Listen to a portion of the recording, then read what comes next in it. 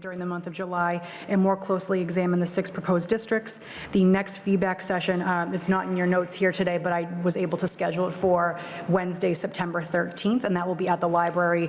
Subsequent press release and social media messages will be forthcoming. Couple of business updates. Art Gourmet has scheduled its grand opening for Wednesday, September 6th at 1110 Main Street. You'll note that they replaced the former Crystal's General Store. Art Gourmet is a caterer and wholesaler and retail food establishment specializing in Brazilian cuisine. The Pull-Up Restaurant at 2254 Main Street, formerly the Bluebird Cafe, also formerly the Tewksbury House of Pizza, received their building permits on August 8th and construction is underway. You may also have noticed a new paint job to match the food truck. So that work is ongoing and hopefully we see them joining our community soon. And finally, the Woodhaven at 2580 Main Street received building permits on July 17th and construction is underway. The board may recall that that was approved for a special permit for a 55-plus congregate living facility last September. And last but not least, just notes about some events around town.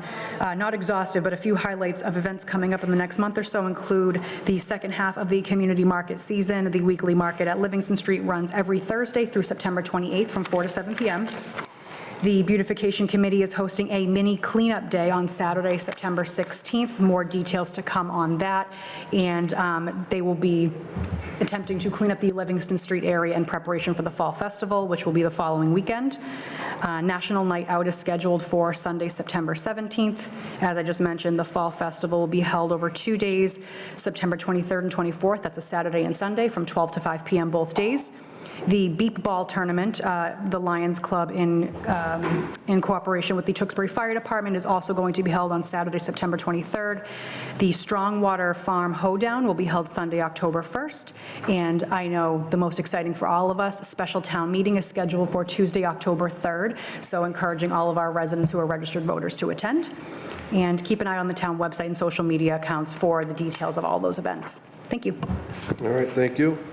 Moving on to agenda item B4, 1023 and 1029 East Street, administrative action.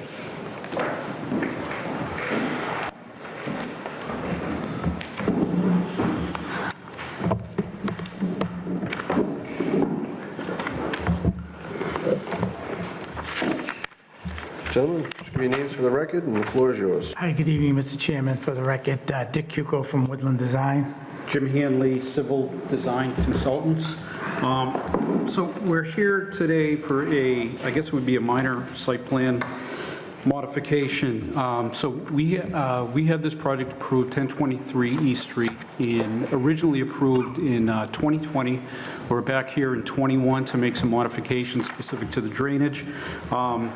They've been out there building the site. They now have occupancy. They're cleaning up some final items, one of which is the sidewalk along East Street. So last fall, we noticed on our plan that there was an ambiguity on the plan. We had a hatch that looked like cement concrete. Our intention was bituminous concrete. We reached out to the planning department. We asked if this would be an issue. The indication we got was that it wouldn't be an issue, and then they asked us to walk it through with the DPW. The site contractor who pulls the physical alteration permit never did that. That was last fall. So they're out there the end of June prepping for the placement of the sidewalk. DPW shows up and says, hey, tap the brakes, this is supposed to be cement concrete. We spent about a month going back and forth with DPW asking if we could provide bituminous concrete in lieu of the cement concrete. We've gone through the local regulations, the zoning, the subdivision regs, the physical alteration regs. We don't see anything in there that specifies that cement concrete must be used. In fact, from my reading of it, bituminous concrete is what is actually required. So we're here tonight to ask for a consideration for a modification to allow for a change from the cement concrete to bituminous concrete for the portion of the sidewalk along East Street. Yeah. And just to be clear, the granite curbing is installed. So that isn't an issue, and neither which is consistent with the subdivision regulations now for having granite curbing and bituminous concrete sidewalk. So there was an issue where we had a hard time finding the granite curbing to put in there was a pretty exhausting search in order to get it. I suggested that they just drive down Main Street after dark, and there was plenty of it piled up by the side of the road, but they didn't think that that was the proper thing to do. So anyways, we ultimately got the granite curbing. That's been installed. You'll notice that there's been a lot more landscaping that had been added to the front of the property than was required on the original plan to help to enhance the beautification of the site. The fence is all installed, and everything that was asked of the applicant to do, they did. There was some additional, was a former hazardous waste site. It had been remediated, but during construction, there was some additional remediation that had to be done. That was unexpected. That was another expense. So in fairness, we think that this is a consideration that the board can grant. And it's in keeping with all of the sidewalks that the town puts in, although the town doesn't put in granite curbing, but they put in bituminous curbing and bituminous sidewalks. Okay, that was Mr. Fratelli. Thank you, Mr. Chairman. I can remember sitting in on this special permit a number of years ago. We went through some exhaustive nights resolving the remediation with the ground that was contaminated, and you guys cleaned up to get that underway. I don't have a problem with the bituminous concrete that you talked about. So what were the plans that we approved back in 2020? Was it concrete or bituminous? So what we did on the plan, if you look at the plan, it says proposed concrete, but it doesn't specify if it's cement concrete or bituminous concrete. Okay. So we saw that, we talked with the client last fall, right? And we reached out to the town to try to avoid exactly what happened. Unfortunately, that didn't do it. So Okay. it was really kind of there wasn't enough detail on the plan at that specific location, so. Okay. Yeah, it was basically, with the exception of Route 38, all sidewalks been bituminous concrete. Yeah. I know up the street, that Germano's place up the street is bituminous concrete sidewalks as well. You know, so I don't have a problem with the, the sidewalk going in. We've discussed this in the past. That my question is, how many people use that particular sidewalk on that particular part of East Street? Mm-hmm. It's a heavily traveled road, and I was all in favor of putting sidewalks on the other side of the street so residents that are walking their babies or kids can get on a sidewalk and walk to the skating rink area or around the block and be safe if they're on East Street rather than walking on the on grass, next to the road. So with that being said, I don't have a problem putting in the bituminous concrete. And the ambiguous question as far as what it was, I mean, again, I don't have a problem with the bituminous concrete and approving the request you guys have. So, I'll set, Mr. Chairman. Mr. Duffy? Thank you, Mr. Chairman. About how many linear feet are we talking there? Geez, I'd say like 450 feet. It's pretty sizable. So you're talking about 2,000 square feet of About south. $30,000 difference. Yeah, it's a $30,000 difference, and that's why So we're here. the delta is 30,000? Yeah, right. That seems like a big difference. So is that from actual pricing that you've got on doing the two different types of? Yes, so that comes from the person that's installing it, the applicant, and that's why we're here, right? Because if it was a $5,000, even $10,000 difference, it's probably not worth a month delay, but once it gets to $25,000 to $30,000 difference, it's real money, and that's why we're here. So I notice engineering is recommending that the difference or the savings, if you will, would go to another fund. I don't see No, what the difference really would be there. I don't know where that came from. Yeah, I haven't seen that. Basically, all of the regulations in town say bituminous concrete. The only place that has cement concrete is on Route 38. But the town ends up footing the bill for the inferior materials somewhere down the road. Well, but all due respect, every piece of sidewalk that the town puts in is bituminous concrete. They have not put in 1 square foot of cement concrete. Well, I mean, if you can charge, I mean, there are on some of the, handicap ramps and so on and so forth, I mean, it looks like that there may be an eye for the future on that, to connect some concrete. In our handicap ramps, will all be concrete as well. That's a regulation, because when you have to put that anti-skid plate on there, Mr. Duffy, you put that into the concrete so that if somebody's coming down with a wheelchair or a baby carriage, you got that anti-skid plate on there. So where you have the tip downs at the two driveways, those are cement concrete. Did you bring is there any documentation on the pricing differences that you guys presented? No.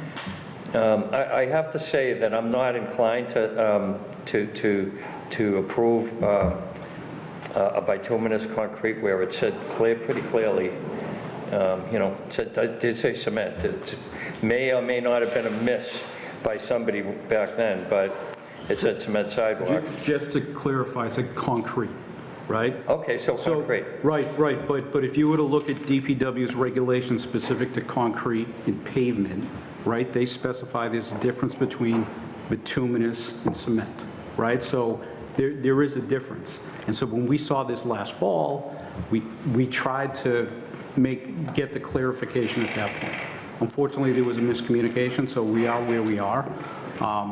But I think like the bigger question that I have is that if the zoning, the subdivision regulations, and the DPW regulations all not just allow, but require bituminous, it seems like it's a reasonable change to come and ask you to be able to just provide a material that's consistent with the regulation. But it's also a precedent for the next group that comes down the road, that we're looking for cement concrete sidewalks, and Well, it's easy enough to just modify the regulation, so then people know that. Because you basically got, one of the things that everybody's always talking about is, can we keep businesses in town? Can we keep small business? This is a small family-run business. This isn't a major corporation. It might not seem like an awful lot of money, but there's a lot of money that went into this site. They had another site on Main Street. The town had asked them to try to relocate. They wanted to stay in Tewksbury. They spent a lot of money buying the site. They spent a lot of money fixing the site up. And they're not asking for anything that isn't already written in the regulation. So that's where we're at. And I mean, I know back then, and I know the reason you're here is because at that time, it was the planning board's purview for sidewalk specifications, but it's not anymore. And have you guys consulted with DPW Yeah. to get an opinion from them? They sent us here. Yeah, that's why we're here. Yeah. So they don't really have an opinion on the material? They just said you have to go back to planning. They want cement concrete. That's what they want. But we're here tonight to ask you if we can make a change that's consistent with all the regulations that you have. Especially what was in place when when it was approved back in 2020 or 2021, whatever it was. Was it approved prior to that, or this project? 2020. 2020? Yeah. Okay. Yeah. That's all I have right now, Mr. Chairman. Mr. Lazardi. Yeah, so is cost the only hardship here? Are there any material shortages, or is it just No. solely a cost thing? It's a lot of cost. Yeah, If the town didn't have bituminous concrete as their primary regulation, we wouldn't be here. So we're just saying, we're not like asking to put down tar paper. We're talking about putting down the 2 layers of bituminous concrete that is in the regulations. Right. We're not asking for waiver, right? Like, this is what's allowed under the regulations. It's not allowed, it's required. So if you read the regs, I prepared a memo, and if you'd like to see the memo that I put together, it just kind of itemizes the specific sections of the zoning, the subdivision regs, and the DPW regs. So, let me get this up. This was provided in July Thank you. to the planning staff.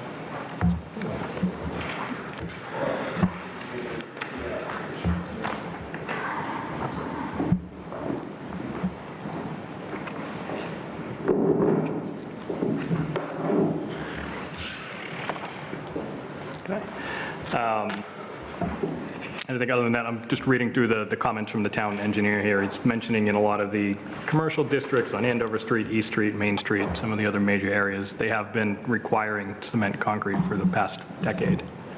I don't see any on East Street. And then internally, inside your own property, did you use cement concrete or the? They used cement concrete at the entrance of the handicap ramps and then bituminous throughout. Okay. I have no further questions. Mr. Champa? Thank you, Mr. Chairman. Just doing a quick search. I love Google Satellite.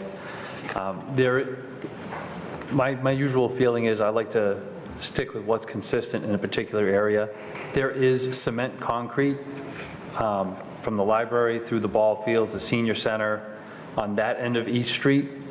We do have a lot of cement concrete. It's not, doesn't bound the entire property, but it's all at all the intersections, and it extends well beyond. So it's not just the slip down areas for handicap, but also going back to the residential side on East Street towards Dascom Road, a lot of bituminous concrete there.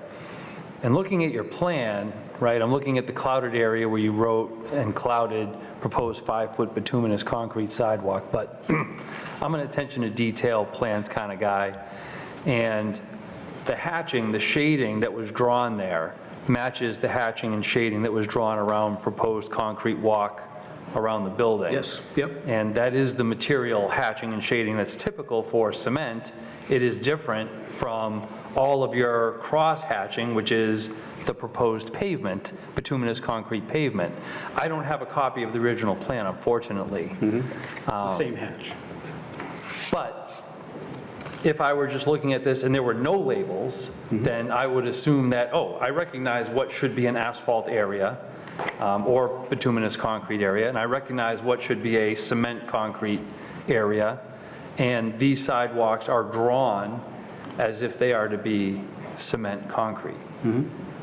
So I think my real issue here has more to do with just the general approach as far as coming in and saying, we should be allowed to do it because it's allowable by the town, as opposed to saying, hey, we drew it wrong, or we wanted to do cement concrete, but it's cost prohibitive. Can we downsize to bituminous concrete? And it's consistent with these areas, and that's why.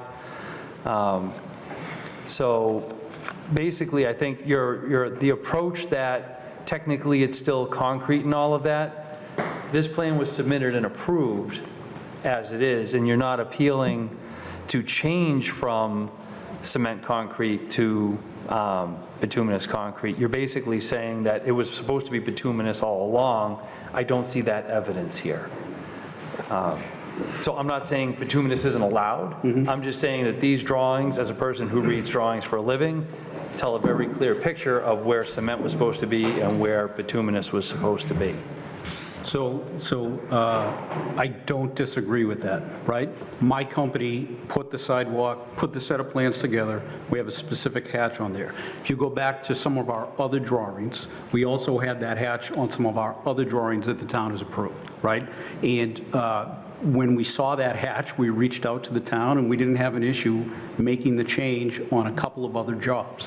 The hatch looks like concrete, and I don't want to get into like the technicalities of it here, but the idea was that we were distinguishing between the roadway and the sidewalk and showing that sidewalk on the plan, right? So, and that's why we reached out to the town last fall, because we noticed this. We wanted to make sure that it didn't come down to this, and we had this discussion.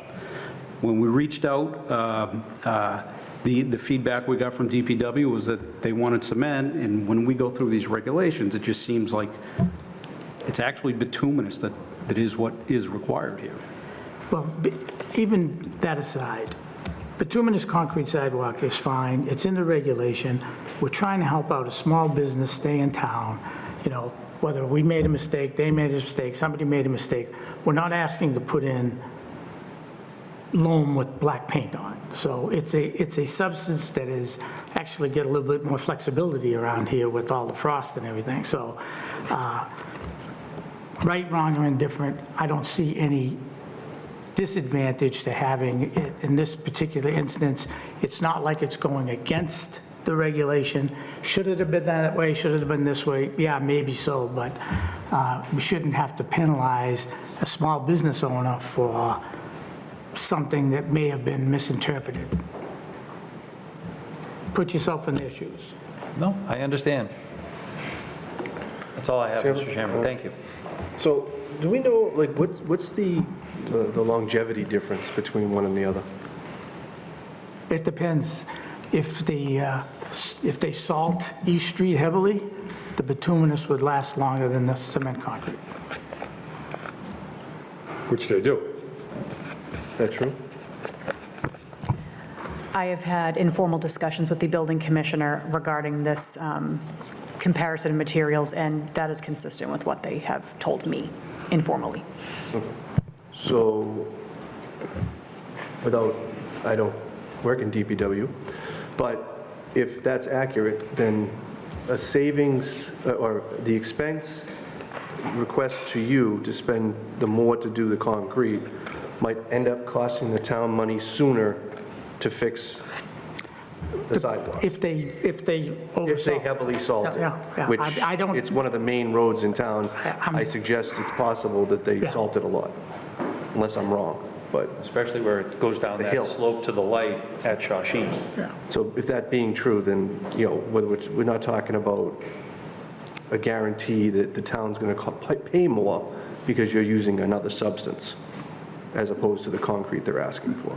Yeah, and if they had to replace it, it would still One be other less. question. When we've done, because we've done a lot of these where we've put together the sidewalk fund estimates, when they've been doing those, which kind of sidewalk are they putting in those estimates? Cement concrete. Cement concrete. There wasn't one done for this project. I had Right. mentioned to you via No, email. I'm I just trying to checked, think but what's yeah. been kicked out, because I know we've had the large Yeah, but- fee come out of those Yeah. estimates. Every subdivision that we do, which is where you usually get the waiver, bituminous concrete. We just did 4,000 feet of it right up the street from here. It's going for street acceptance this October. We did Grammy's Way. We did, all the streets, with bituminous concrete. And this sidewalk, the only other sidewalk on this side is in front of Germanos, is that right? Bituminous concrete. And there's nothing beyond this one, No, from the end of our property not to get to the ball fields. till you And get that's up. after you've gone by all the houses and everything. Yeah, well, the Livingston intersection with Farmer Dave. Right. There's some concrete there for the Livingston Street. I don't honestly have a strong feeling about this. I think in my head, I was thinking of the actual part in the street was not going to get done. That was when I first saw this, that's what I thought we were talking about at first. The actual sidewalk itself, it's one of the rare occasions where I don't feel like I'm pushing this one way or the other. So, it'd be easier, I think, if I just poll everybody so we can figure out where we are on this. I think you had already said you were fine with it, right? I'm fine, I think. Mr. Duffy, where are you on it? I'm on the fence now. Okay. Mr. Champa? I'm fine with it. I think I'm okay with it. All right. And if I'm not mistaken, it's 3? So from that poll, we're at a point where, even if you stay on the fence, I think we're, okay. All right. So rather than drag this out any further, I think if everybody's okay with it, then I think that we can make a motion to make this alteration. I'd rather call it alter or clarification, because I think from your argument and our discussion, this isn't a change, this is meant to be a cleanup of a confusion, at least based on your presentation, so, all right. Excuse me, Mr. Chairman, just one note, that the applicant will have to modify their physical alteration permit to be consistent with this change. Okay. Does that require them to update the plans to show it the way it's now going to be? I expect so, yes. Okay, so you guys will take care of that? Yep. All right, so with that, do I have a motion to grant the request I'll make the motion, Mr. Chairman, that we approve the clarification? clarification at 1023, 1029 East Street and approve the bituminous concrete sidewalk at that address. Okay. All right, so a motion made and second. All those in favor signify by saying aye. Aye. All those opposed? Opposed? Okay, so 4-1. Thank you very much. Thank you. Thank you. All right, moving on to Agenda Item C. Agenda Item C, the applicant has requested to be continued to our next meeting. We have that penciled in for 7 o'clock. So I have a motion to continue. So moved. Excuse me, Is it C? Mr. Did I skip Chairman, one?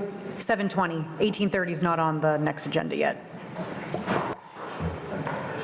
It would go to the next available time slot. Oh, I'm sorry, that's right. You know what, it was bad handwriting on my fault. I did write 7:20, I'm sorry, so 7:20. Sorry, so do we have a motion to continue to 7:20? So moved. Next meeting, so moved, do we have a second? Second. Motion made and seconded, all those in favor signify by saying aye. Aye. All those opposed, motion carries. Brings us to Agenda Item D, which is 592 Main Street, site plan review, special permit. Do I have a motion to waive the public reading? So moved. Motion made and seconded, all those in favor signify by saying aye. Aye. All those opposed, motion carries. Gentlemen, once you get settled, just give your names for the record, and the floor will be yours.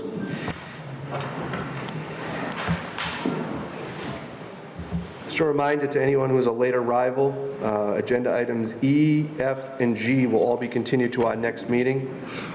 So there'll be nothing heard on those tonight if you happen to slip in after I made that announcement the first time. Mr. Chairman, Mark Shea, buying the property in question. Kevin Fleming, Cypress Design. Can I just get you to pull that mic down towards you just a little bit? You can just pull it right, there you go. Okay. All right, gentlemen, the floor is yours. Okay, so our site is at 592 Main Street, as you mentioned.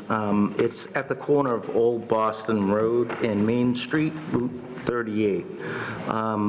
We do have a curb access application into Mass Highway. Obviously, there's many more permits to get, but we do have that in there. That's been in there for a little bit, so they're in the process of reviewing that. The existing site is currently developed with a single-family home and a barn, also bituminous concrete driveway. There's two entrances, one off of Main, and then the other one is pretty much going right through to Old Boston Road. The proposed 45 by 55-foot building with 8 parking spaces proposed. We are asking for a waiver. There's 2 employees that work at this building, and it's family-owned business pretty much. And a lot of the viewings are going to be by appointment, so there's not going to be very many walk-ins for the most part. And there's no manufacturing, so that was a mistake on my part.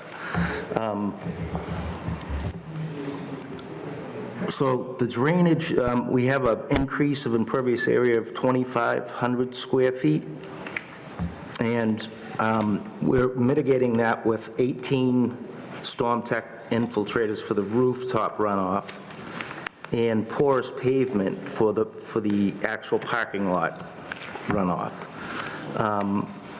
We are including snow storage and a proposed stockpile area, which is most likely going to be moved, but it's still going to be on site for the use, based on comments from the engineering department.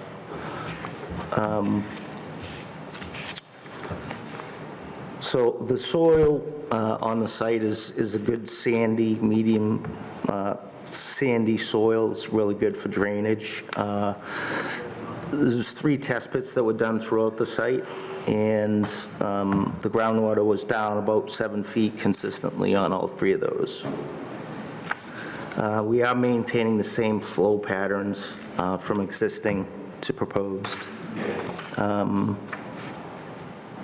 And we're asking for some waivers, which are listed, I believe, on the application, but one of them is 10 feet to the right-of-way, not 20. I believe that's in the front and back.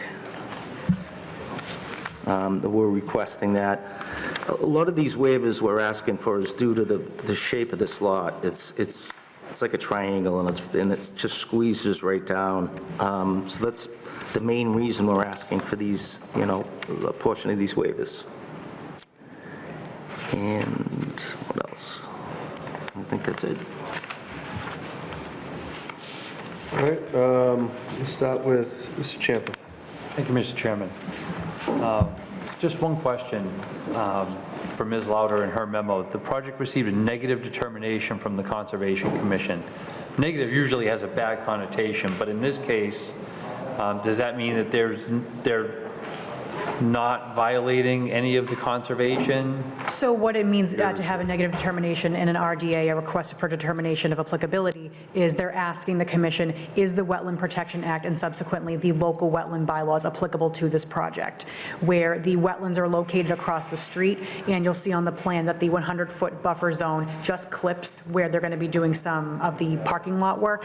The commission ultimately decided that they would not be subject to filing a full notice of intent, since the majority of the work is not occurring in a jurisdictional area. And if I'm not mistaken, and Mr. Fleming or Mr. Shea can correct me, is that they'll just be implementing some best management practices to ensure that nothing, first of all, leaves the site and goes across the street into those wetlands. Okay, thank you. All right, so we don't have any issues with Concom. So a lot of the other things that I see here seem to be housekeeping, as far as just noting things to have the proper detailing, and as we just saw, those notes and clarifications can actually become fairly important, even if they don't seem so in the beginning.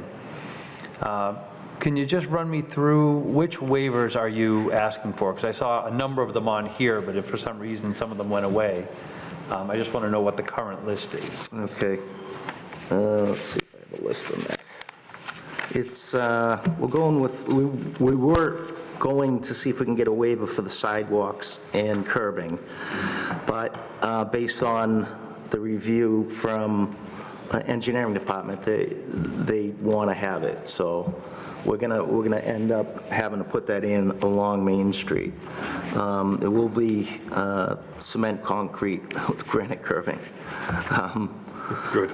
Also, we're asking to waive bike racks, reducing the parking from 13 to 8, and I mentioned the 10-foot to the parking spaces, instead of 20.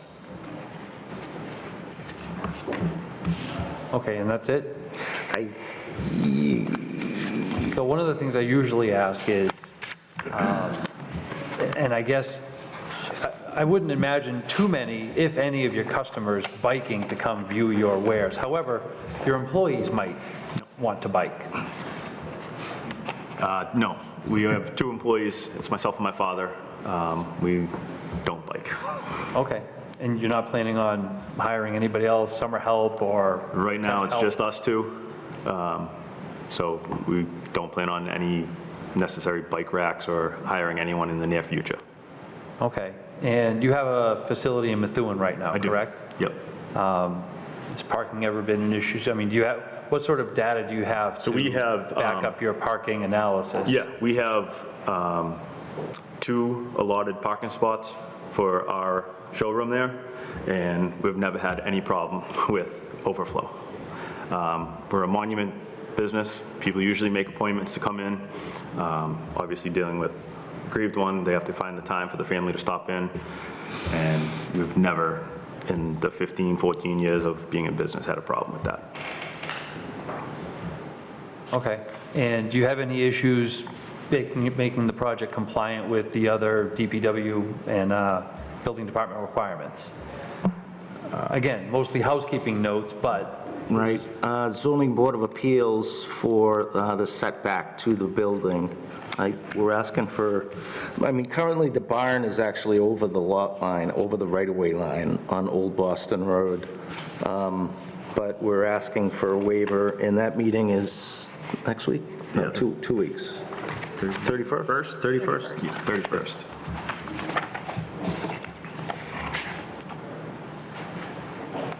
But that's the only other issue that we're going to be working with as far as zoning. Okay.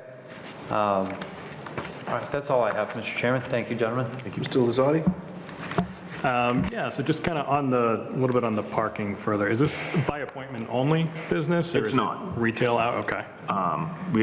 Like I said, you can stop in if need be, but our clientele is not like our traffic flow is not huge. It's not like a convenience store or anything like that. Usually what happens is one of us is working the showroom while the other person is out in the cemeteries doing work. So there's one of us there. We can only help so many people, but it's just, we don't drum up that much business where we've ever had to worry about that. And I don't see it happening. Okay. All right, and then I think my only other question, you were going to strike the manufacturing. Yeah, there's no manufacturing. No manufacturing happening on site. Nope. Any sort of waste disposal? I don't. No, what it is essentially a showroom. The only thing we have is like paper product, like printouts, stuff like that, regular waste. Myself and my father live in Tewksbury. We live, half a mile up the road maybe. So we figured whatever trash we accumulate, we could just toss in there. It's not much. All right, no further questions. Mr. Duffy? Thank you, Mr. Chairman. So I took a ride by there today, and it's great to see that you're considering using a pre-existing lot, and it's a pretty, I mean, I'm not even sure if I knew those buildings were there with all of the overgrowth on that property there. So I hope you have good luck with the ZBA. Thank you. And I don't see a problem. I know it's a tight little spot there, and I don't have a problem. Mr. Fitzgerald? Thank you, Mr. Chairman. I know the site very well. I drive by it regularly, and I'm so glad that you're coming in to improve that site. And on top of that is to see a local resident like yourself coming back to town, establishing a business here, and I know we're almost neighbors because I live right near you as far as living on Windsor Drive, and it's really a pleasure to see you guys coming back to town and establishing another business there.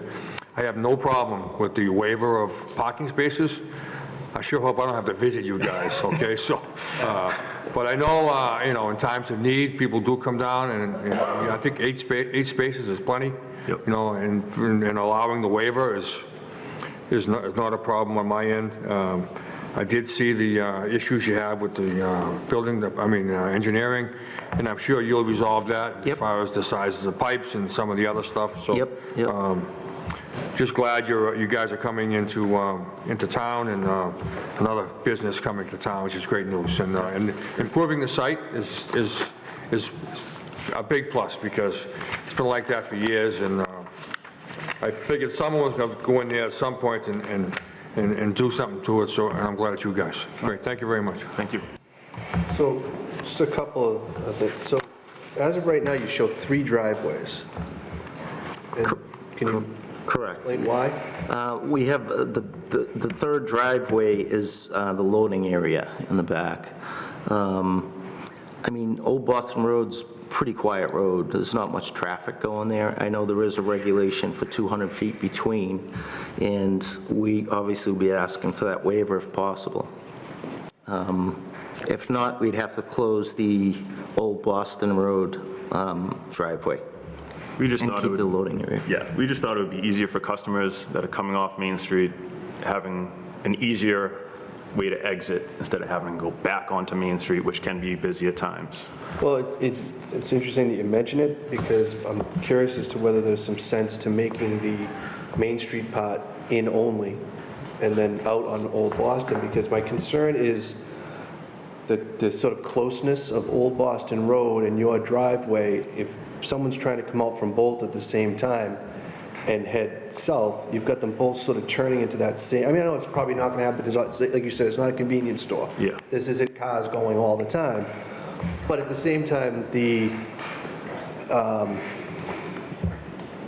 more steadiness of your sort of business might work with that, because we aren't dumping a lot of cars out onto Old Boston Road, but people also aren't Yeah. in and out, you know what I mean? So I'm wondering if maybe that would be best as an in only, the other side's an out only, and then your other one is marked as loading dock or whatever. Yes. And, I mean, we still have to give you what we have to give you to make that work, but in terms of what it says, you know, whether signage or whatever, that, you know, people understand what those things are.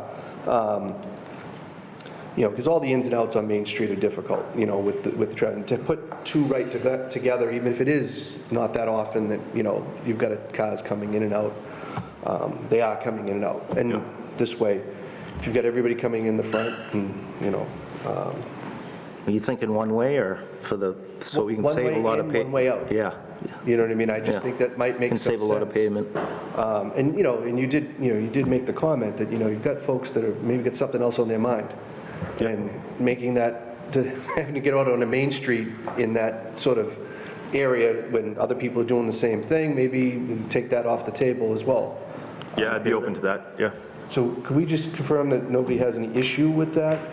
That we, you know, if we do that, but I just think it just might just sort of alleviate any potential. All right, so that's one. Two, and I've kind of done this with a lot of the places on Main Street, you know, a lot of it sort of depends on where they are and how they are, but your site, because of where it is, it's sort of almost a 360 building. Yes. So it matters to me what it looks like from a 360. Yep. You know, most buildings have a back. Yes. You don't really have a back here because No. everybody can see you from everywhere. Yep. So what this is going to look like kind of matters to me. Yep. You know, so I'm curious if you have any, or can come up with some sort of renderings as to what this might look like. Yep, I do have a simple rendering. We haven't got into the whole in-depth of it yet, obviously, because we're waiting to see what happens with you guys.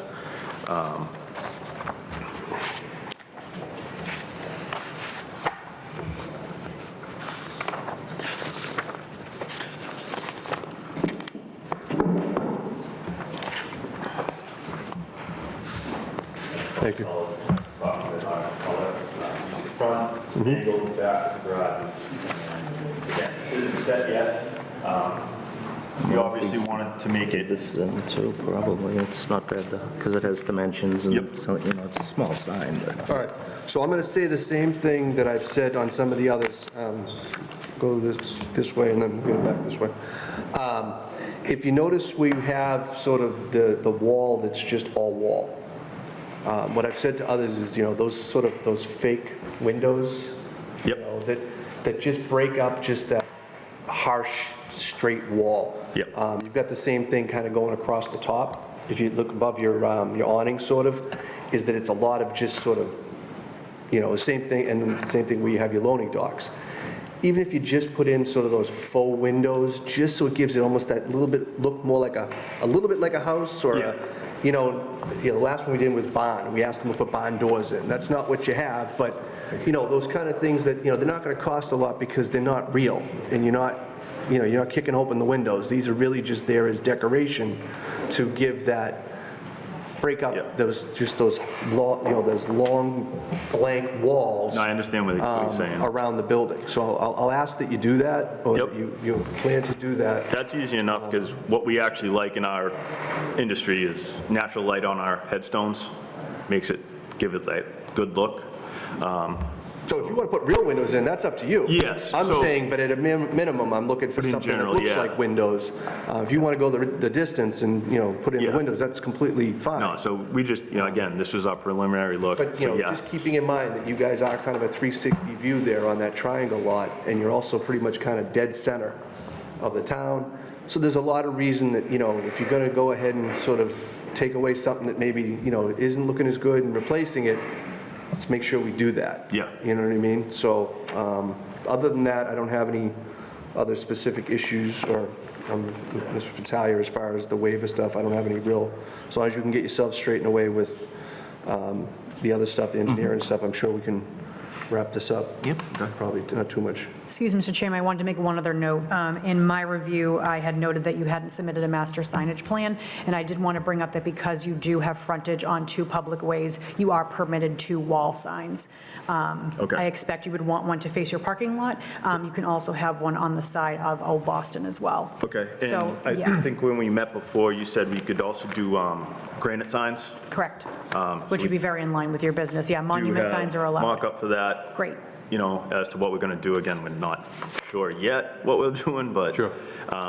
no, a nice granite sign where the entranceway is, something like that. Great. Obviously, we want it to look as nice as possible because this is our name on it and our business. Sure, thank you.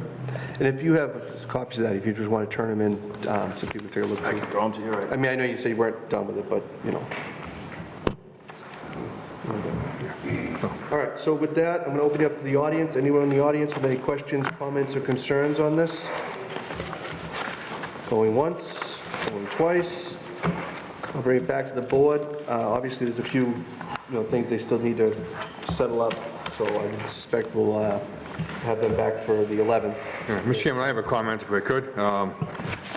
Your comment about the entrances and exits, I mean, I think it's a great idea. Knowing the area. Yep. I know coming down Main Street from Lowell to your site, I'm taking Old Boston Road and coming in the back way because taking the left from Main Street is going to be tough. It's a tough spot anyway with Roger Street there, Old Boston Road. So, I mean, coming north from South Tewksbury, taking it right into the site is great. So that may be. The only issue with that is we just literally said the opposite things. Because I wanted to only come in off of Main Street and go back out on Old Boston. But Stephen, if you come down Main Street to take a left into that site, it's very, very challenging, I think. Right, but it's going to be really hard to direct somebody to Old Boston Road. No, I know, the I know, entrance. So that's why I think if you're coming in off Main Street, we'll send you out the back way, and then, we don't have double traffic going back out on the Main Street. But if I'm coming there, I'm coming in Old Boston Road.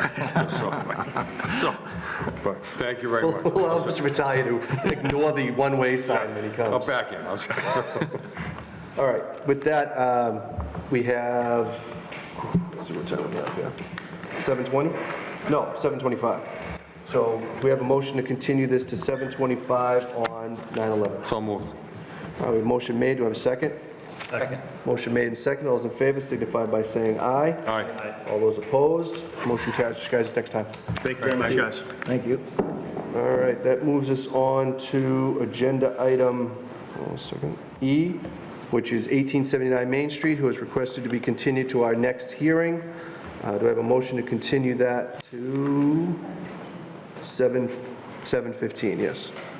Do I have a motion? So moved. A motion made, do I have a second? Second. All those in favor signify by saying aye. Aye. All those opposed, motion carries. Moving on to agenda item F, which is 1600 Shawshene Street 1. They're also requesting that we continue. We have that down for 7:10. So I have a motion to continue it to 7:10. So moved. A motion made and seconded. All those in favor signify by saying aye. Aye. All those opposed, motion carries. And 1600 Shawshene Street 2 is asking to be continued as well, and that would be to 7:10 on 9/11. So moved. No, sorry, 7, That first one was 05. yeah, first one was 5, second one was 10, I'm sorry. So we have a motion made and a second. All those in favor signify by saying aye. Aye. All those opposed, motion carries.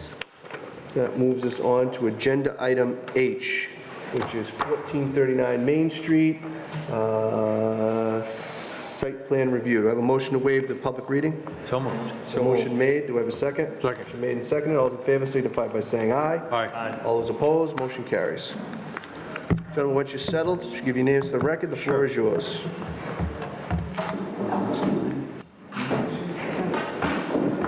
Does this mean we're going to use the new toys? We'll see if I can get it. And you're sure there's no ejector button on this, right?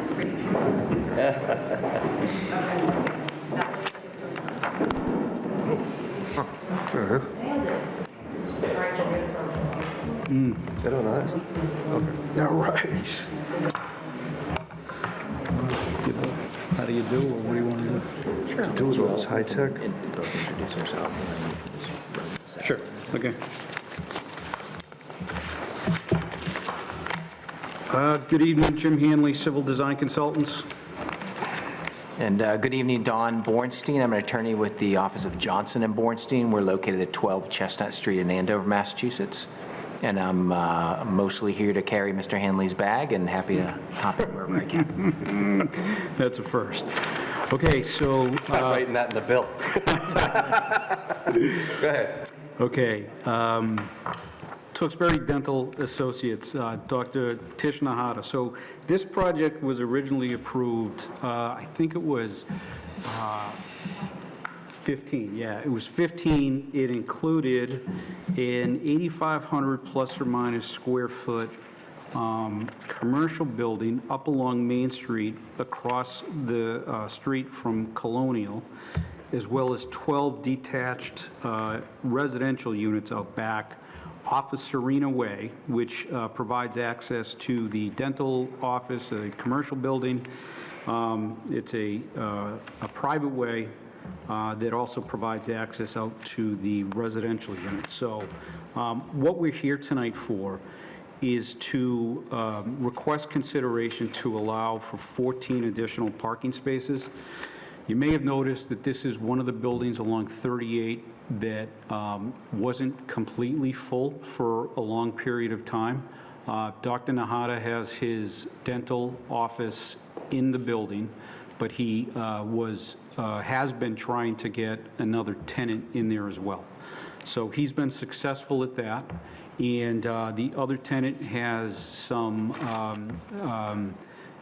needs more parking than one is currently on site right now. So that's why we're here in front of you tonight.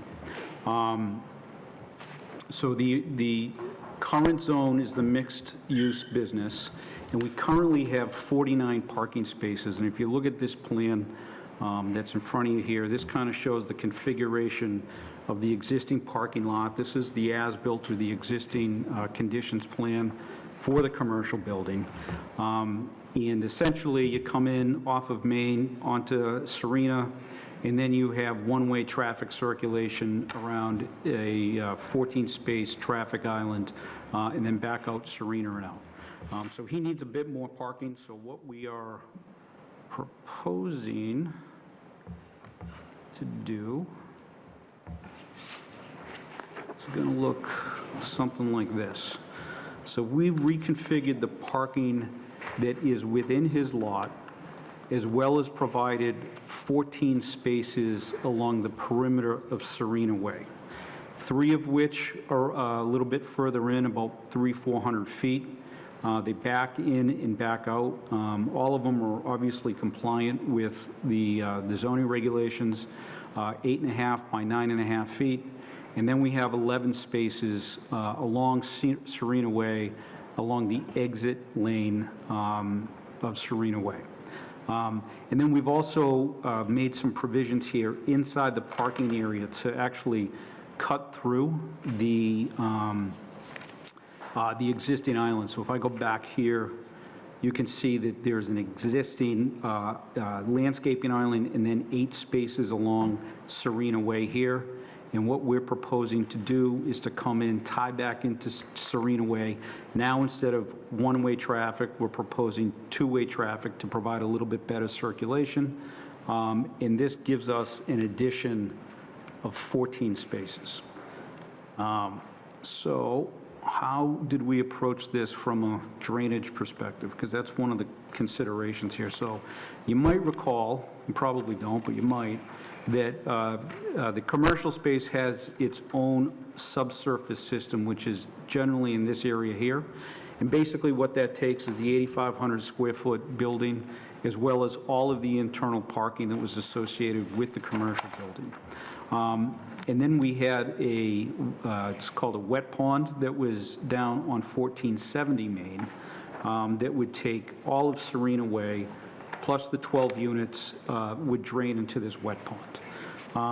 So the way we've approached this, because currently all of Serena Way drains down to 2 catch basins that are located essentially on the property line here. What we've done is we've added a catch basin at this location here, which now takes all of this pavement from the entrance lane along Serena Way, captures it into this catch basin. So what that means is that that is no longer going down to the wet pond, and then the additional 11 and then 3 spaces that will go down to the wet pond. So basically, the way we looked at this is we just wanted to balance we wanted to capture any additional impervious surface, bring that into our site, and make sure that we don't have an increase onto 1470. And so what we've actually ended up with is like 800 square feet less going off of our site onto 470 and into that pond. So we have a slight reduction there. We'll also maintain access along Serena Way by providing ADA-compliant sidewalks.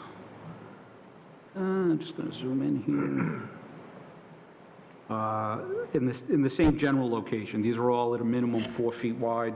They comply with ADA regulations, and we maintain that existing access that the homeowners out back are now provided to get out to Main Street if they choose to walk. So where have we been? So just to reiterate, initial approvals back in 2015, construction was completed in 2019. We talked to the planning department in the spring, and we did a preliminary IDR the first week of June. We submitted site plan review July 20th. We currently have an application in front of Conservation. We were supposed to be in front of them last week, but we kicked that so that we could come here and provide you with this presentation. Friday, we received review letters from both DPW and the Planning Board. We've reviewed these. We don't think they will require any substantive changes. We take no exceptions with any of the comments, and we'll work towards addressing those. And then we're here tonight. So basically, I guess where do we stand is we need to address the review letters that we got last week, and then Conservation will be the first week in September. With that being said, if you have any questions, I'll try to answer them. We'll start with Mr. Duffy.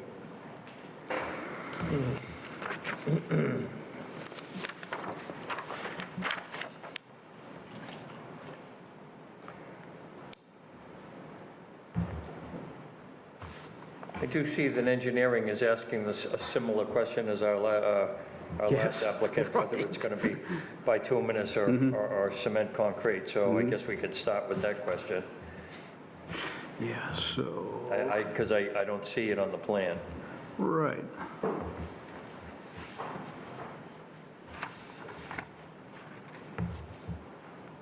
Just kind of want to get here between the color of bituminous curbing and granite curbing. And the approved plan indicates granite curbing only. The applicant shall supply granite curbing. So I think this comes down to the bigger question that I have, which is like, what is the general policy of the town? I mean, if one material is in the regulations and it's acceptable, right? Are we expected to provide the material that's already there? I mean, Yeah, I'm afraid I don't know the answer to that. yeah. Yeah. That might be something we might have to get back to you on, I'm thinking. Huh? Yeah. And so basically you're trying to add 14 parking spaces to the Yeah, parking so the plan that we originally submitted had 17, and then we, of course, right after we submitted, Conservation walked this site with Norse Environmental, and this area over here, there was a minor adjustment that impacted a few spaces, so we went from the 17 down to the 14 that you see today. I see.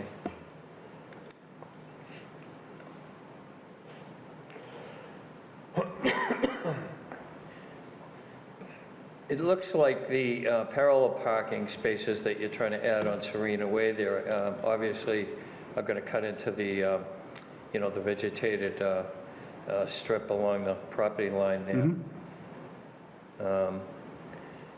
I'm looking at your plan. I guess what are you thinking along there to try to mitigate that? Right now, all we're showing is cutting that tree line out. There's some growth along that tree line, not much, but there's some there. If the board would like to see formal landscaping, additional arborvitaes or something along those lines, along the property line, I think we'd be open to that.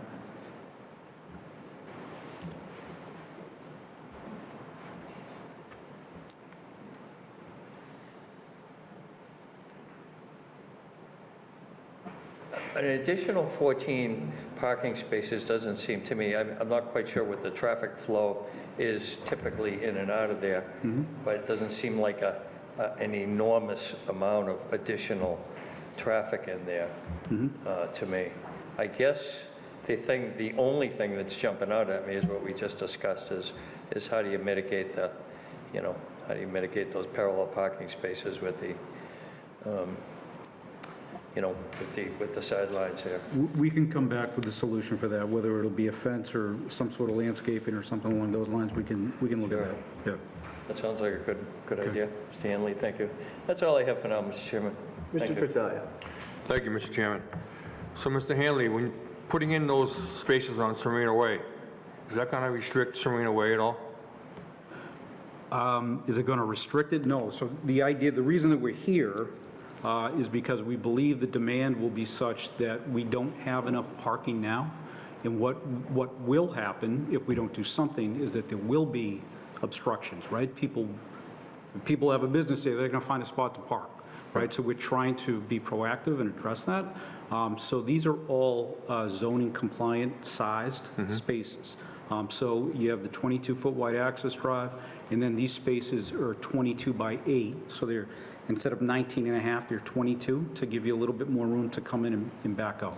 So the idea is that those spaces are all beyond the existing edge of pavement, and therefore they won't be obstructing. Comment here about them hitting the sidewall when they open the door, is that? Yeah, so we'll look at that too. That's a good comment. Between the property line, between the parking and you can see we have a small portion of a retaining wall that goes about 5 spaces from Main Street over. We'll take a look at that. We think we can make that grading work. A curb was going to take 6 inches anyways, and that wall is only 18 to 24 inches, so we can fluff that back into the slope. Okay. No more comments right now. Mr. Lazardi. Mr. Chairman, can I just ask one more question to Mr. Hanley here? How did, if you know the answer to this, how did the grass swale pond perform during our last couple of rainstorms there? Yeah, I couldn't tell you that. I was not in town when that happened. I can tell you, right, that the storm, not the event we got Friday, the event we got the previous Tuesday, that was a 6-hour event. You guys know it was 6 inches in 6 hours. That equates to in excess of a 200-year storm event, right, which is something we've never had.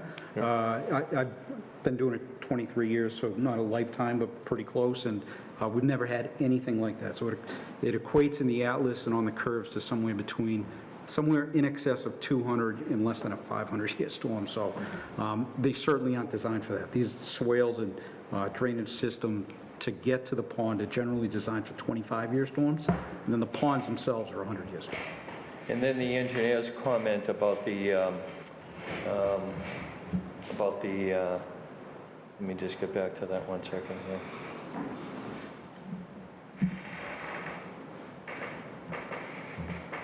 The storm scepter. Yeah, we'll provide a detail on that. Yep. And if we have to, we'll do what we need to achieve the TSS requirements that we have. Because obviously that's fresh on everybody's minds right now. Absolutely, Particularly, yeah. maybe the stormwater runoff. Thank you, Mr. Chairman. Mr. Lazardi. Thank you. So you mentioned that this lot isn't currently filling up, is that true? I'm sorry? The lot isn't, like all the spaces are not filling up on a regular basis now? Currently, that may be the case, right. So this is like a proactive attempt to address the demand that the owner knows is coming. Okay. And is there something about the new businesses coming in here that makes you suspect there'll be significantly more traffic than would otherwise be zoned for this? Because it seems like we're zoned for a certain amount of retail space, Yeah. and it hasn't necessarily changed. And so what makes the need for the additional parking? I guess it would be the specific use of the tenant. I can get more information on that as well. I don't have that information, but I can, the owner doesn't want to do this for the sake of doing it, right? So he knows that there's the potential for this demand, so that's why we're going about doing that. I think just from my side, it would make me a little more comfortable if I knew, like, why we needed additional Sure, yeah. spaces here above the requirements. And I think the only other thing I had for snow removal along these spaces, where would it go, especially kind of in those front spaces with the retaining wall tied Yeah. up next to it? So along the retaining wall where that is, that slope is going to be too steep, so it's not going to go there. We do have very little room after that first turn toward the 3 spaces. And then we also have these landscaped islands that are in the internal parking area. All of those are 10 feet wide, so there is room for some reasonable landscaping as well as some snow storage. And at the end of the day, for conservation, we have to put together the operations and maintenance plan. So if snow exceeds capacity, it has to be brought off-site. Okay. All right, no further questions. Mr. Chairman. Thank you, Mr. Chairman. So a couple of things here. One, I guess, if we're going to go with expanded parking, and that's what you're here for, I kind of feel like if you're going to go for it, then you kind of own everything that comes along with it, which would be, the increased snow storage. And forgive me, I don't know a lot of the rules and regulations off the top of my head, but we still only have one ADA parking space, even though we're bringing in another whole business. Is that correct? We actually have 3. Is it 3? Yeah, so you have one here, a van space. Okay, so you're adding We one have ADA space. 3, There were 2 already correct, there. yeah. Okay. So I guess I'll just lend a little bit of insight to your 11 spaces along Serena Way. I don't know how many of my fellow board members go along Memorial Drive, but Memorial Drive going westbound allows for on-street parking. And in the morning, a lot of those spaces are taken up by construction workers with really large pickup trucks. And they're not all super diligent about making sure nobody is coming when they open their doors.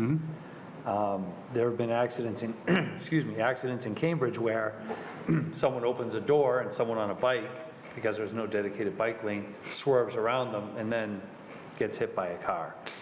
So my concern is that that is going to be, just from personal experience, I think there could be a lot of problematic situations that arise from that parking, on top of the fact that you have a 2-foot retaining wall, which means that people are going to have to park even further away. And, unless you're going to have a police presence, cite people for not parking within the boundaries. I think it's well-intentioned and would work if properly and fully executed, but that human nature isn't going to lend itself very well to that row of parking there. Thank you, bud. I understand this is to make provisions for new businesses coming in, and I very much like to encourage that in any way possible, but it's a personal situation that I've seen and dealt with many times for over 30 years. And again, depending on the types of vehicles that are there, a lot of people don't handle parallel parking all that well, things like that.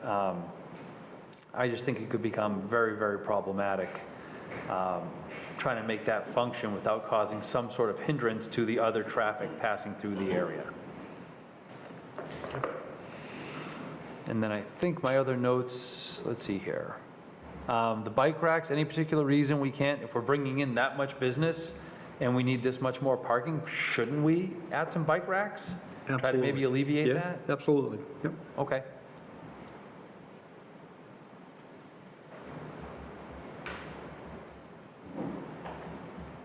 Okay, that's all I have, Mr. Chairman. Thank you. All right, so I don't disagree with Mr. Champa's idea, although the comparison of Serena's Way and Memorial Drive is a bit of a stretch. But the comment he made about parallel parking being a lost art, well, maybe you didn't say it that way, but I will, that's sort of a lost art. You don't, parallel parking doesn't come up as much as it once did. And you're talking about what is also a driveway for everybody, both the businesses and the units. And, when people struggle trying to parallel park, that means that's blocked up for some time while they're trying to do that. And one of the reasons I bring that up is I'm somewhat concerned about those spaces closest up to the street, because I'm trying to envision how this works in reality, which is you come in, you go into the main parking lot, you don't find a space. I assume you go out the back of it, you start going up the out lane to see if there's anything in the parallel parking. If you've gotten halfway up and you still haven't found a space, and you continue on, what happens? If you don't find one all the way up to the exit, now what do you do? You know what I mean? Now are you going to do a 3-point turn right in the entrance to get back in to look again? I mean, so I'm wondering about the wisdom of those spaces further up towards the exit, and whether it makes sense. I know you want more spaces, but, I wonder if, losing some of those and making the spaces actually slightly larger, so that people have an easier time getting in and out of them and quicker in and out of them, would actually be, smarter and pulling it back away from the exit some. I don't know exactly what that number comes out to be or whatever, but, just in use, I'm concerned about the amount of time that whole lane can be blocked up with someone trying to figure out how to parallel park, provided several cars are already there. I mean, obviously, if it's mostly empty, people pull in head first, because that's what people think they can do with a parallel space, until they realize they can't, unless there's a couple of spaces open. But, that last space, for example, I mean, to do a proper parallel park, you pretty much have to drive almost to the exit line to then back up. That requires remembering to use your blinker and having the person behind you figure out that blinker doesn't mean you're leaving and going to the right. It means you're about to stop and come back at them. And having you at the exit when that happens, I don't know how everybody figures that out. You know what I mean? Like, how can you possibly know that the right blinker means I'm about to back up? Granted, you shouldn't be right on the tail of the car in front of you anyways, but when those backup lights come on, now what happens? Because someone's gone too far. And so I just don't know how that works in reality. I mean, on paper, sure, but, real people are going to do this, and real people do things that defy logic sometimes. And I just envision that happening. So that's one of my concerns. Did you say that there's a tenant already in or coming in? Coming in, yeah. As in signed up and coming in, or That's coming my in based on understanding. whether this parking happens? My understanding is that they're coming. Okay. So- my only comment to that is that they knew this is what it looked like when they signed on the dotted line. So while I don't say no, I'm just saying that if that was a major concern to them, then that was something they should have brought up, and made a contingency if that's the case, if it's that big of a deal. At 14 spaces, because I'm already saying I don't think 14 is going to fit. I don't know what might fit, but I'm thinking 14 is not going to, based on what I just said. So, And I wanted the opportunity to clarify that for you next time we come, as well as some of this other stuff. So I'll get a better gauge on the tenant in what the status is. I mean, that's part of it too, is that, this might be what's convenient, expecting how they think everything is going to go. Is it necessary? Is it needed? Like, absolutely vital to the operation of what's going on? I'm not saying it's not. I'm just saying, do we know? Like, is this just, let's do this and it'll make everything easier? Okay, I'm not against easy, but that's different than need, want, like, you know what I mean? We're somewhere on that spectrum, and I don't know where we are yet. Sure. I have an entire room full of people here. There are no more hearings on my agenda tonight, so my guess is in about 2 minutes, there's going to be a whole bunch of people up here who aren't coming up to say, I love this. So, I mean, we got to, you know what I mean? We're going to have to work with this. Yeah. So, I mean, I think those answers are going to be important.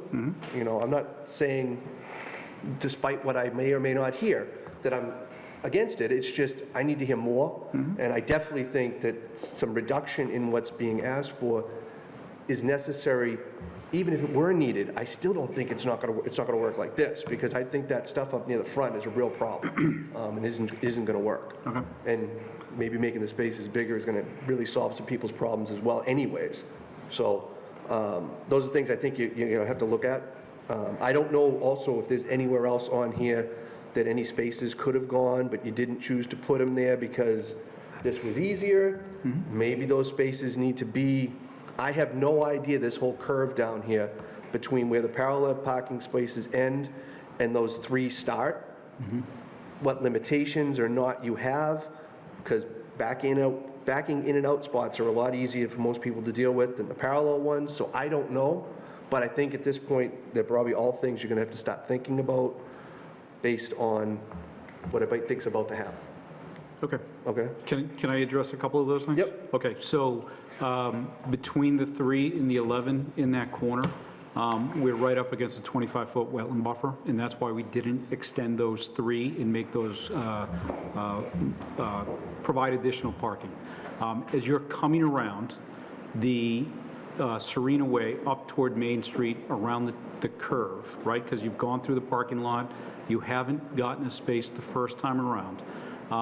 As you get to the entrance to go back into the parking, there's only 4 spaces beyond the entrance to the internal parking. So you have line of sight there. You're going to be able to see if there's a space available before you pass that.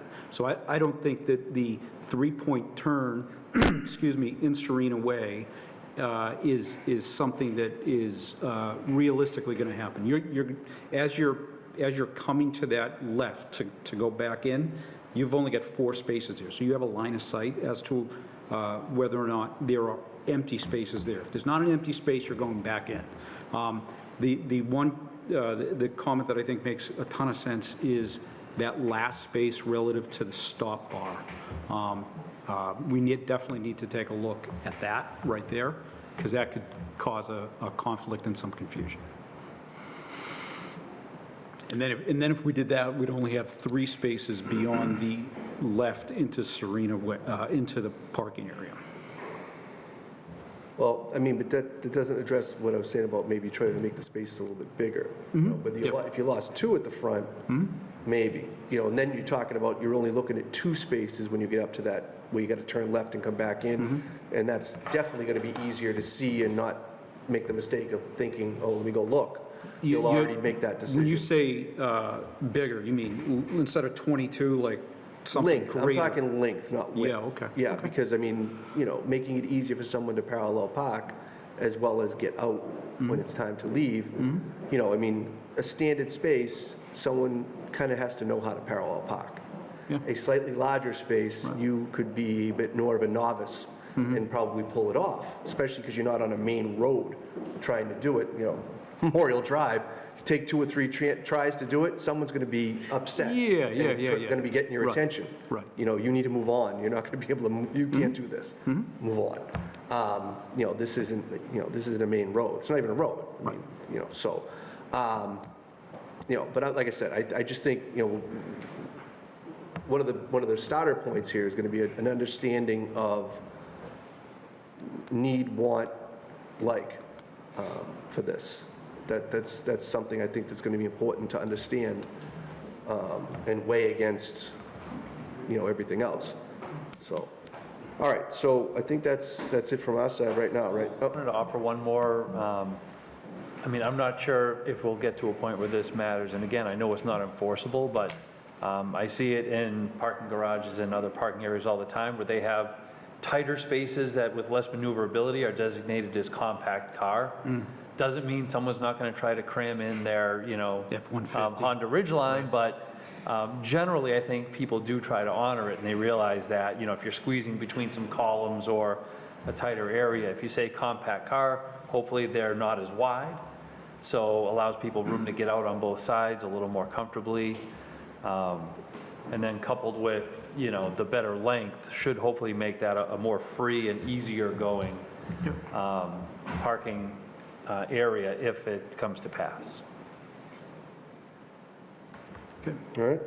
Thank you. All right, so with that, I'll open up to the audience. Anyone in the audience with questions, comments, or concerns? Go up the podium, give your name and your address, and the floor is yours.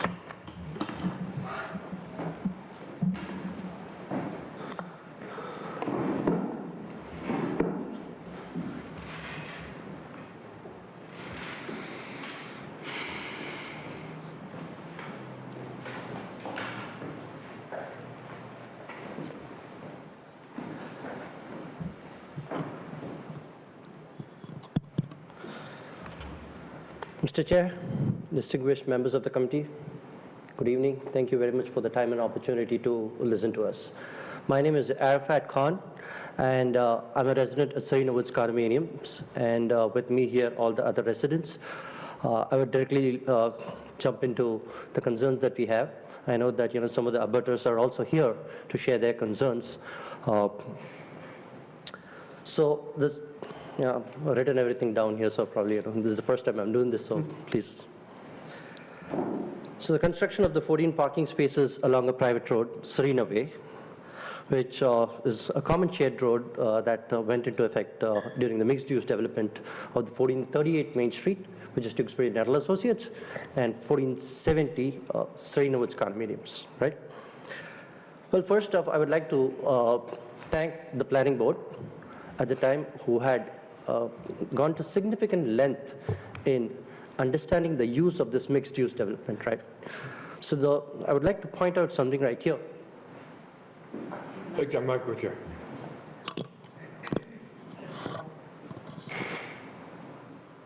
So this width right here is 24 feet. As you come in, this is only 20 feet. This is just 20 feet. Now, the intent of this is very clear. This is going to be commercial, two-way. The entrance to the parking lot right here is, as you can see here, the interfacing between the commercial parcel and the residential parcel was well thought, right? So the commercial vehicles were never going to come inside this residential area. Now, this is 20 feet or 22 feet, whatever it is, right? So if we are planning on using this portion of the Serena Way as well, then if this is going to become commercial, shouldn't this also be 24? But it's just 22. So are we going to expand the street? Probably not, because this is coming under close to the wetland area, right? So we can expand it this way. On the other way, it's the sidewalk, which obviously we don't want to break open the sidewalk.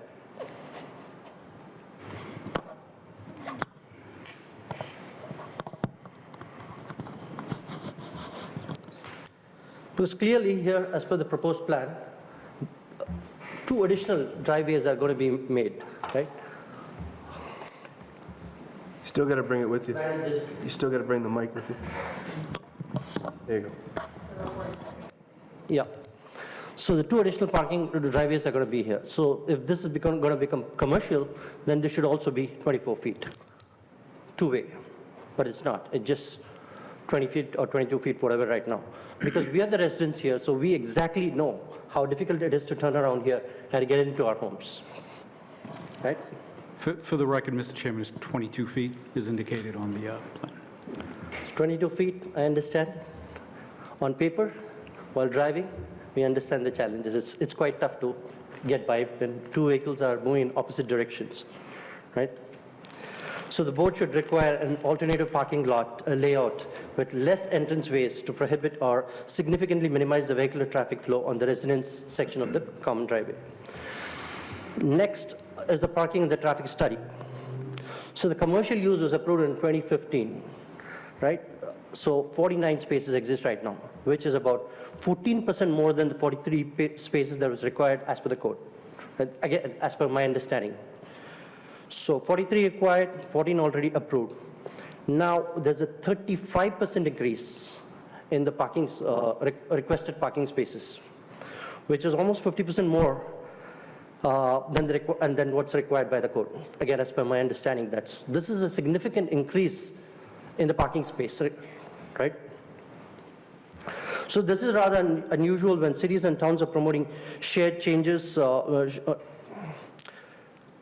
shared parking spaces, reduction in the parking spaces, and increased landscape areas to mitigate impact of climate changes and heat zones. So the board should definitely ask for a written explanation of the breakdown of the spaces needed and justification for such need beyond the tenancy needs, which you just mentioned. So the previous study was done in 2015, right? That was almost a decade ago, 10 years ago. A lot has changed on Route 38. Main Street is not what we saw 10 years ago. It's different today, right? So the traffic studies are prepared based on the development that have taken place during the 5-year time frame from the application date. So the board should require a new traffic study that looks at all the additional traffic from new and the proposed development along Route 38 and prepare a new traffic study to show that the current level of service will not deteriorate at the intersection with the Main Street due to the increase in the vehicles entering and exiting the commercial site. Because the number of trip increases with the increase in the parking spaces, obviously. Can I continue? Yeah. So we were speaking about parallel parking. The residents are not going to respect, the visitors to the commercial space are not going to respect any of the residents, right? They will take their own sweet time to get into these parallel parking spaces. Until at that time, our access to the Main Street is blocked because they can't do a 360 right here. I want to speak about stormwater design.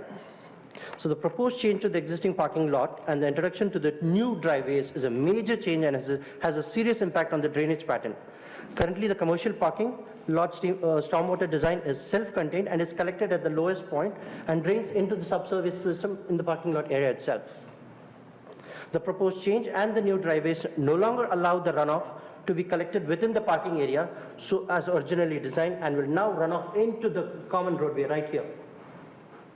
As we are opening up the parking lot here, the surface water is expected to run right into the common roadway, and we know where that is going.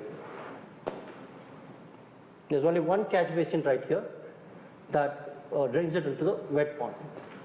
So all this water now going into this one catch basin from here into the wet pond, which again we are maintaining, which is another burden on the residential parcel. So the board should require a comprehensive assessment of the stormwater patterns and design by the city engineer, and require the stormwater design to be revised so that there is no change in stormwater runoff towards the residential parcel or into the wet pond. So environmental permitting. As we understand, this application is in front of the Conservation Commission as well, right? So we request the board to hold off on making any decisions until the notice of intent. The application has been heard by the commission, and commission has made its comments, and we have also not seen any comments from the DEP yet, right? So we request the board to require the conservation agency to inquire from the DEP on this project and also discuss the stormwater runoff impact to the wet pond with both the city engineer and DEP as it relates to the Wetland Protection Act. So these are a few questions that I have around the proposed retainer wall, right? So our understanding here, the retainer wall.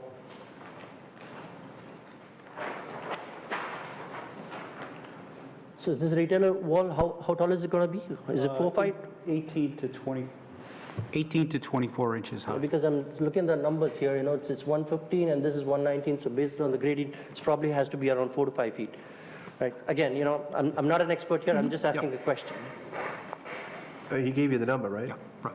So I can kind of scroll down here, so you can see that the top of the wall is at 116 right here, and then grade here is somewhere about 115. So that's a foot, this is 2 feet, this might be a little bit more than 2 feet, and then over here you got about 2 feet. Yep, likely greater than 4 feet in height, given that the existing grades alongside the yard property line. Now this will make it a structural wall, right? Either way.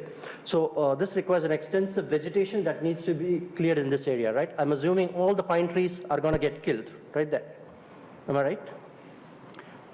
So through the chair, we'd have to do what we do for any wall of any size. We'd have to prep the site and pull it back. So yeah, trees will be removed, but we will provide some additional landscaping to offset any impacts.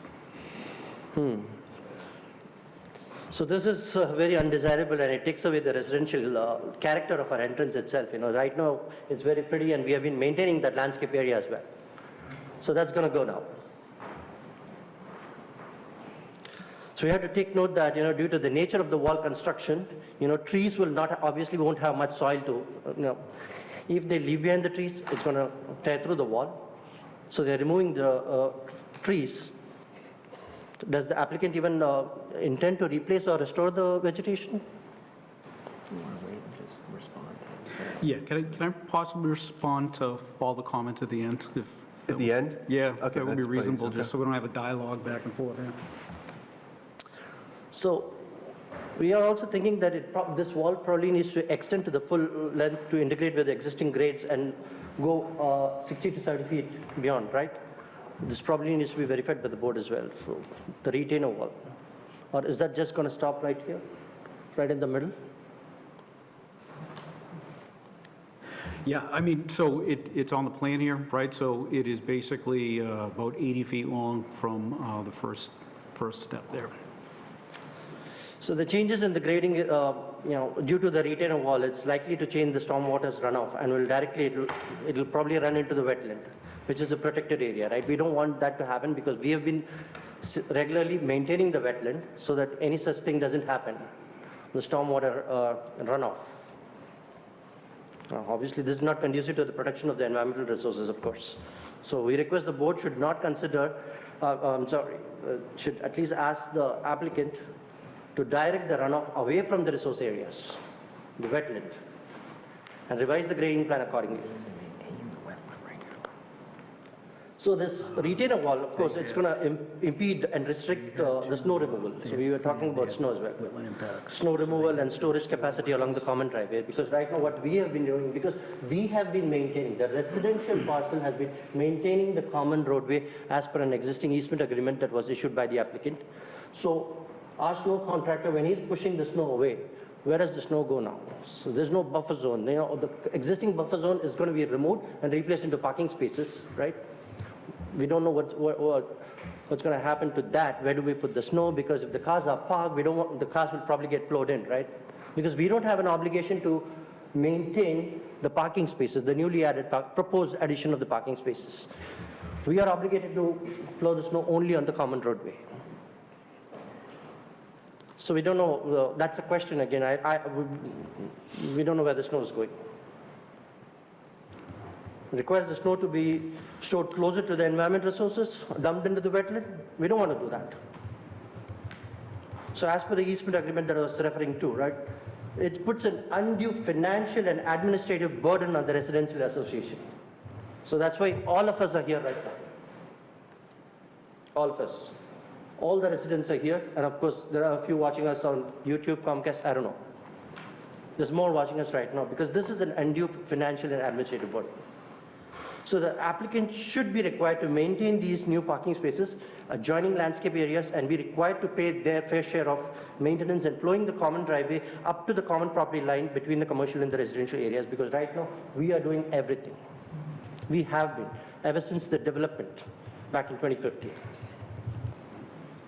So I want to talk about this easement agreement. It's a legal document. Common shared roadway and landscape document that the applicant entered in with the residential parcel owner.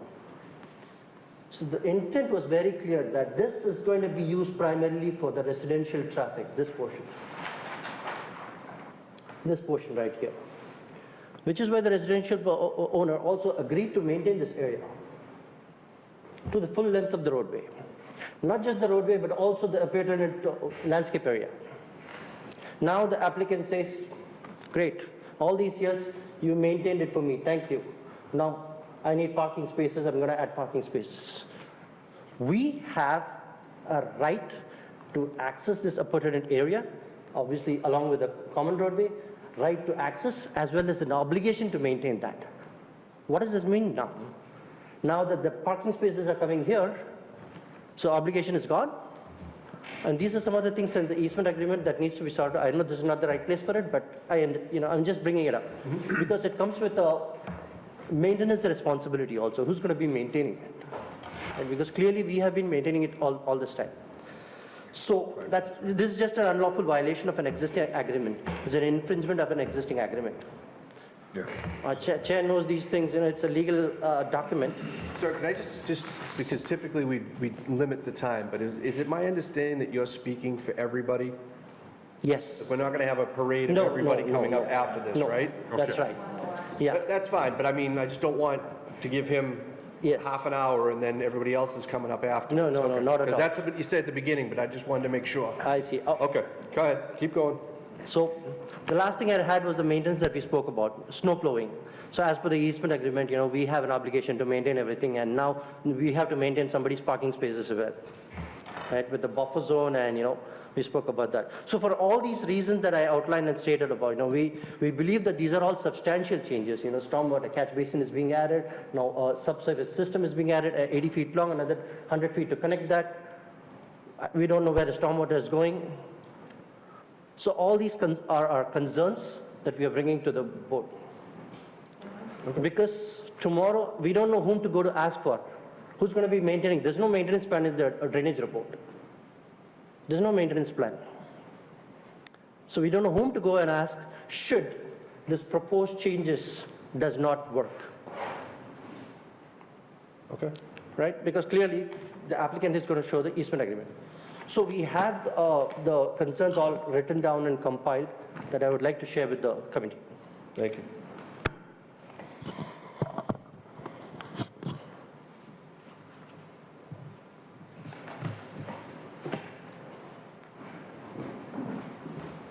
Thank you.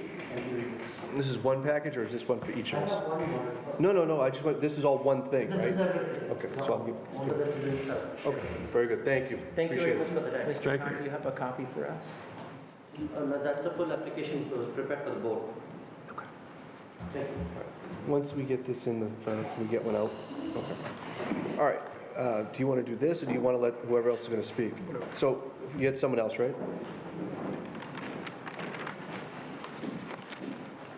Same as before, if you just give your name and your address, the floor is yours.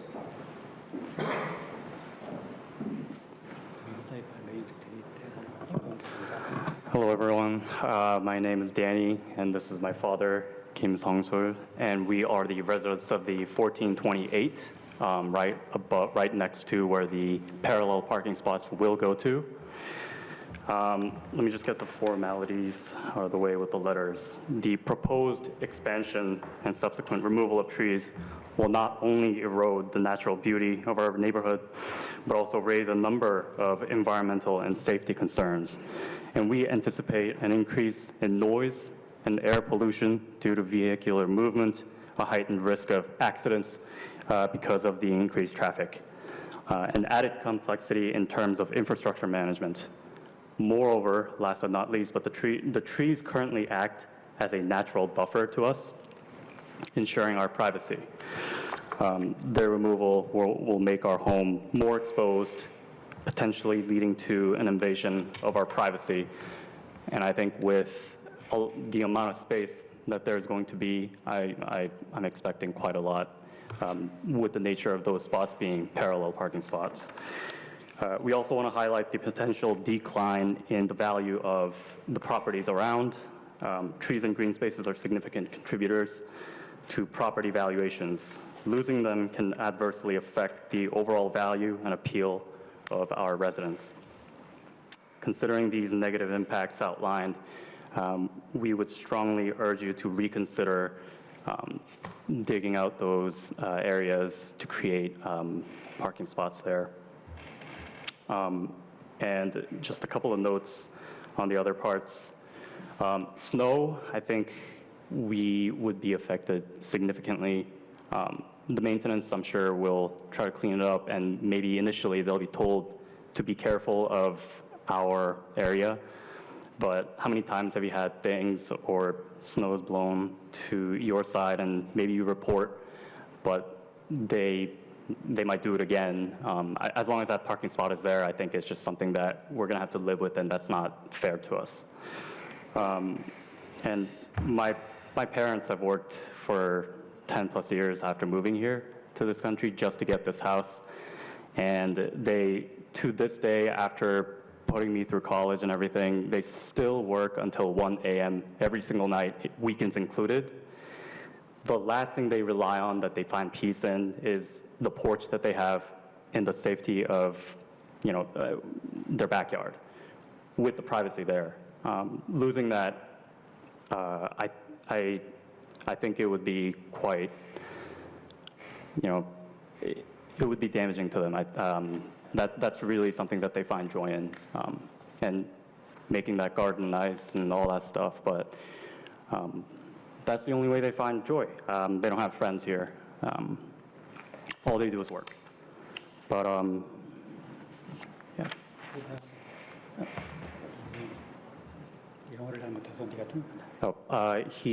My dad wanted to say something. He does not speak English well, so I'll translate. 바로 그 경계선이 대부분이 우리 집하고 좁혀 있다. 더 시끄러워지고 매연 프라이버시 이런 게 날 너무 나빠진다. So considering the removal that's proposed, the line is going to be very, very thin, and it's virtually just going to be like right next to us, and we do use that area to walk around a lot. And we don't want to see some baby crying, like when we're just out trying to water the garden, or somebody arguing because of the parking spot. Or we also see a lot of trucks using that area when the parking lot is empty to turn around. I think that's also a pretty big hazard for the cars that are going to be hypothetically parking there with the parking spot expansion project. And living here, we notice a lot of the parking spots are empty most of the time. And we just happen to see the area every single day, and I think that's a pretty good judgment of the situation.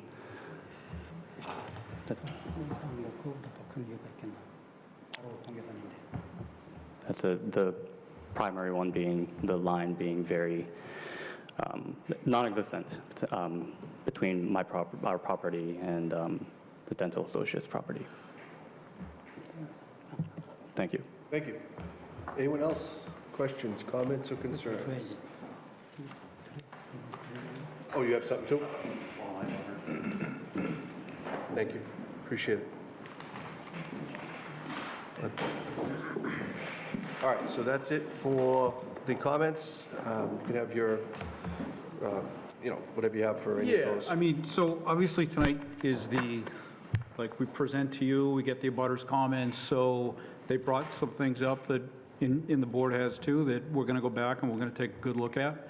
Understanding that, we do have almost 13 feet between the curb and the property line. We'll look at what we can do over that 13 feet to really try to screen whatever we can. We've also heard your comments. The one item I'd like to kind of just talk about right now is the stormwater. We actually have a detail on this plan over here that illustrates exactly how the stormwater is going to work. And again, reviewed by DPW. They did not have any comments on this. We intend to fully comply with the Wetlands Protection Act and stormwater management standards. You can see that we have trench drains across both of these access drives to catch any flow that might be coming off of our parking lot. So we did think about that. We also provided a catch basin actually in the access drive here, right? So that we can pull in this entire lane into our system. And that's how we achieve a slight reduction in the amount of pavement that discharges back towards 1470 Main Street. So with that being said, I think we have a little bit of work to do here to try to address this stuff. So, I mean, it was brought up by them, but I'm going to ask it. We're not going to get involved in the easement agreement between the parties, but I will say this, that, when we say things like dealing with snow storage and we get the answer it will be trucked off, but then I hear there seems to be a little bit of a disconnect in that who's responsible for what. I mean, if they've been taking care of the maintenance of the entire road, and then is it the intention of the petitioner, when you say you're going to deal with snow storage, that the only snow storage you're actually dealing with is within the actual parking spots, and you're not dealing with that road at all? So you'd only be removing snow from the parking spaces? No, that's a good, these are good comments. Yeah, 'cause I'm We're getting confused this about how this tonight, whole so we're thing going to have works, a and I conversation think with the applicant. It's between Right. you and Yeah. them what the deal is. Yeah. But I think we need to understand it in terms of who's doing what and how it's going to be dealt with going forward. Not going to get into the back and forth of the people who are in part of the agreement. I just need to understand, or I think we need to understand exactly how that works. So if you say to us, this is what we're going to do, it's something, one, you can do, two, you will do as you go forward. Otherwise, it doesn't mean much if you tell us you're going to do it, and it's neither your ability to do it or your intention, really, or it hasn't been. So that's sort of something that I think that, I'm going to need some clarification on, because from the description that was given, that sounds less shared and kind of more assumed by one group and not the other to this point. How that goes forward, I need some clarification on, okay? I see you kind of sort of raising your hand. I don't want to interrupt, but can I just have one quick? If you have one thing, you can come up, your name and address for the record, please. Deborah Romeo, 65 Serena Way.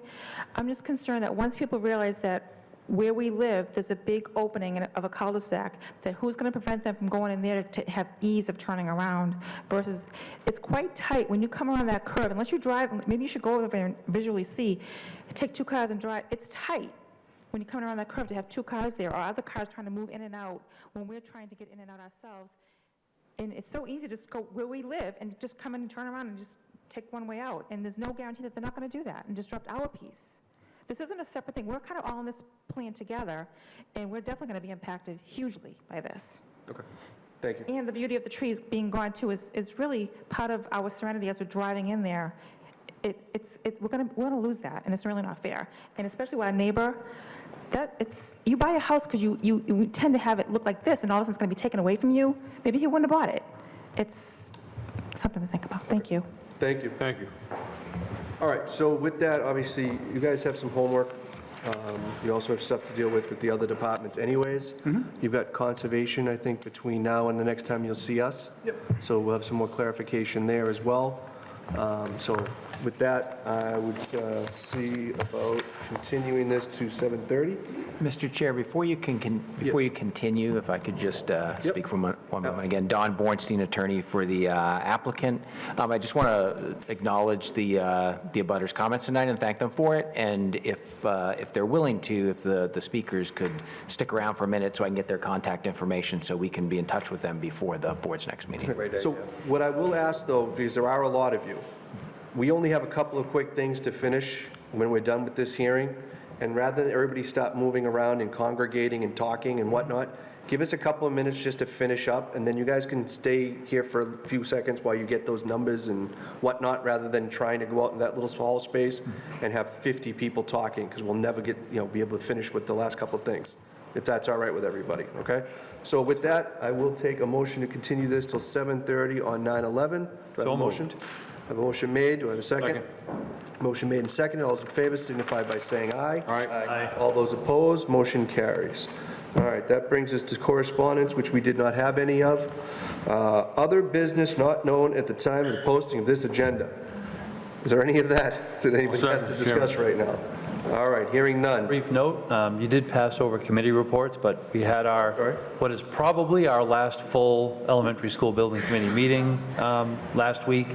School is 100% operational. There are a few very minor punch list items still being worked out, but everything should be ready to go for the start of school next week. Excellent. I would say that would be another example of us doing a pretty good job of putting a school together. Sure. So we're getting pretty good at it. And at worst, we've got maybe one more. So we should have it down just about the time we're done. All right, so with that, I'll take a motion for adjournment. Take a motion to adjourn, Mr. Chairman. Second. Motion made and seconded. All those in favor signify by saying aye. Aye. All those opposed, motion carries. We'll see you next time. Thank you.